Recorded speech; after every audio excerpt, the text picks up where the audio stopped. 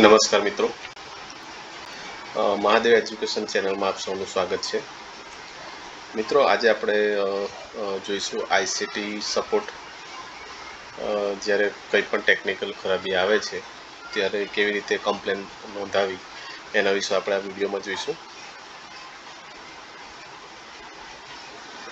તો મિત્રો, આજે આપણે શિક્ષકો અને શાળાઓ માટે ખૂબ જ ઉપયોગી એવા આઈસીટી સપોર્ટ પોર્ટલ વિશે માહિતી મેળવવાના છીએ. આઈસીટી સાધનોમાં આવતી ટેકનિકલ સમસ્યાઓની ફરિયાદ કેવી રીતે નોંધાવવી, તેની સ્થિતિ કેવી રીતે તપાસવી અને આ પોર્ટલના ફાયદાઓ શું છે એની સંપૂર્ણ માહિતી આ વિડીયોમાં આપણે જાણીશું. તો વિડીયોના અંત સુધી બન્યા રહેજો અને ચેનલમાં જો નવા હોય તો ચેનલને સબસ્ક્રાઈબ કરજો અને વિડીયો ગમે તો વિડીયોને લાઈક કરજો. તો સૌપ્રથમ ગુજરાત.org આપણે વેબસાઇટ ઓપન કરીશું. વેબસાઇટ ઓપન કરીશું એટલે આ રીતે ડેશબોર્ડ ઓપન થશે.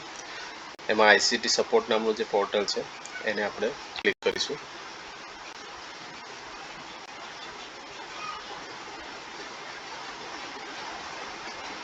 ઓકે, આ રીતે ઓપન થાય છે એટલે આપણે સૌથી પહેલાં તો આઈડી પાસવર્ડ નાખવાના છે. એમાં જે આઈસીટીના સીટીએસના જે પાસવર્ડ છે આપણા ચાઇલ્ડ ટ્રેકિંગ સિસ્ટમના યુઝર નેમ અને પાસવર્ડ એ જ આપણે આમાં પણ એડ કરીશું.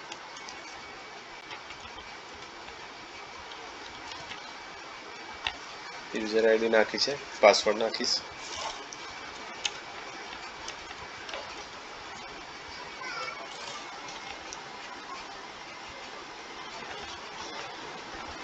કેપ્ચા એ એડ કરશું.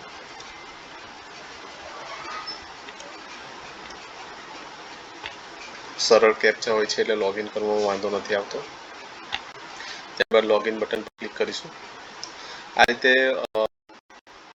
ડેશબોર્ડ ઓપન થશે મિત્રો. તો એમાં પણ જૂની કમ્પ્લેન હશે તો અહીંયા પેન્ડિંગમાં એમાં શો થશે, પણ અહીંયા કોઈ પણ પ્રકારની કમ્પ્લેન નથી એટલે અહીંયા શો થતું નથી. હવે આપણે નવી કમ્પ્લેન નોંધાવવી છે. આપણી આઈસીટીમાં કંઈ પણ ટેકનિકલ ખરાબી આવી છે તો રેઝ કમ્પ્લેન્ટમાં આપણે જઈશું. આમાં ઓકે, આ રીતે ફોર્મ ખુલશે. સૌપ્રથમ સિલેક્ટ પ્રોજેક્ટ. ધારો કે આઈસીટી લેબમાં આપણે સમસ્યા છે, બરાબર, કોઈ પણ પ્રકારની, તો એને આપણે સિલેક્ટ કરીશું.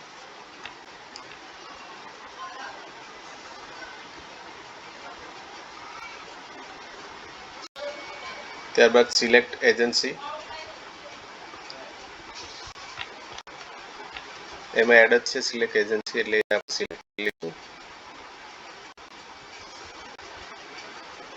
Select device. મારે અહીંયા સીપીયુમાં ખરાબી છે એટલે હું સીપીયુ પસંદ કરીશ. તમારે ત્યાં જે પણ ડિવાઇસમાં ઇસ્યુ હોય એની પસંદગી કરી લેવાની છે. સિલેક્ટ ઇસ્યુમાં પાવર ઇસ્યુ છે મારે, તો હું પાવર ઇસ્યુ સિલેક્ટ કરીશ. તમારે જે પણ ઇસ્યુ હોય તે તમે પસંદ કરી શકો છો. ધારો કે મારામાં અહીંયા આપણે એન્ટર ઇસ્યુ જે પણ છે એ પણ લખવાનું હોય છે. Does not start computer. Okay,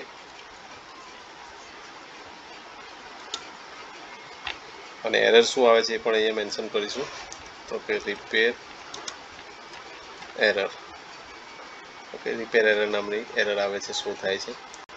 time, કોલનો જે ટાઈમ છે પ્રેફરન્સ ટાઈમ એ આપણે સિલેક્ટ કરવાનો છે. 8 થી 12 છે અને 12 થી 5 છે.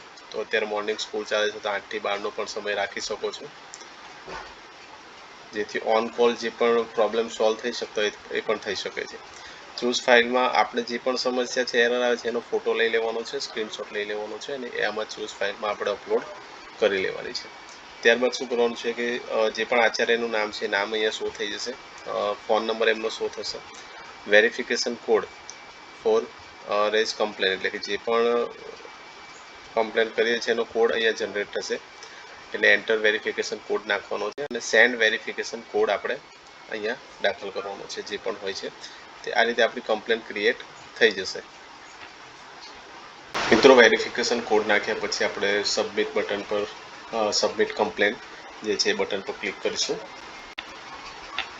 એટલે આ રીતે મેસેજ આવી જશે કે તમારી કમ્પ્લેન સક્સેસફુલી રજિસ્ટર થઈ ગઈ છે અને કમ્પ્લેન લિસ્ટ અહીંયા ડિટેલ પણ આપણે જોઈ શકીશું આ રીતે. Okay, thank you.